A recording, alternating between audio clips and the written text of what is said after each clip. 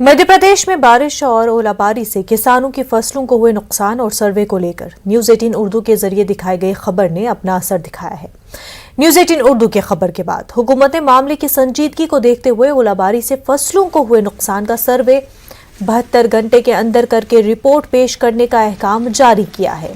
वाज़ेह है कि ओलाबारी से किसानों की फसल के नुकसान और सर्वे को लेकर खुद वज़ीर आला और काबीना वजीरों के जरिए पहले ज़बानी बातें की जाती रही हैं। साबिक़ सीएम कमलनाथ ने भी इस मामले को हुकूमत को तनकीद का निशाना बनाते हुए सर्वे के लिए अहकाम जारी करने का मुतालबा किया था। किसानों की फसल का सर्वे और मुआवजे को लेकर वज़ीर ज़राअत कमल पटेल कुछ इस तरह बताते हैं।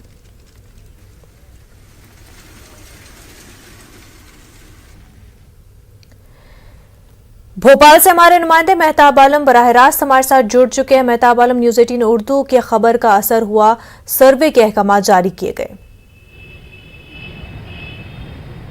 यकीनन मुनज़्ज़ा जो है खबर का असर भी हुआ और सर्वे का काम शुरू भी कर दिया गया है। और सर्वे का काम सिर्फ जो है भोपाल डिवीजन ही नहीं बल्कि भोपाल डिवीजन, ग्वालियर, चंबल, सागर, उज्जैन डिवीजन के साथ साथ हरदा में भी काम शुरू कर दिया गया। 72 घंटे के अंदर सभी को ये काम जारी किए गए हैं कि उसकी रिपोर्ट पेश की जाए ताकि किसानों को फौरी तौर पर उसको रिलीफ देते हुए तो कम से कम 25% का मुआवजा उनके खातों में जमा कर दिया जाए। और फिर जो तफसीली रिपोर्ट आने के बाद जो भी होगा और फसलों की जब फसल सामने आएगी उसमें कितना नुकसान होता है तो मार्च तक पूरी अदायगी हो पाएगी। इस मामले पर लेकर जो है वज़ीर ज़राअत ने वजाहत की है। लेकिन सवाल वही है कि जिस बारिश को हुए कई दिन हो गए, ओले हो गए, आखिर हुकूमत में सिर्फ ज़बानी बातें करते हुए जो है इस पर अहकाम जारी क्यों नहीं किया था और अहकाम जारी करने के लिए में इतनी ताख़ीर क्यों की जा रही थी।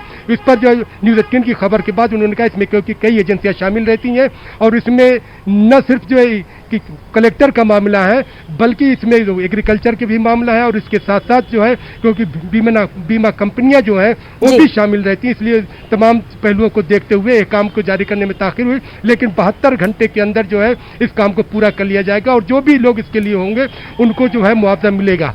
मुनज़्ज़ा। बिल्कुल, मेहताब आलम, बेहद शुक्रिया आपका।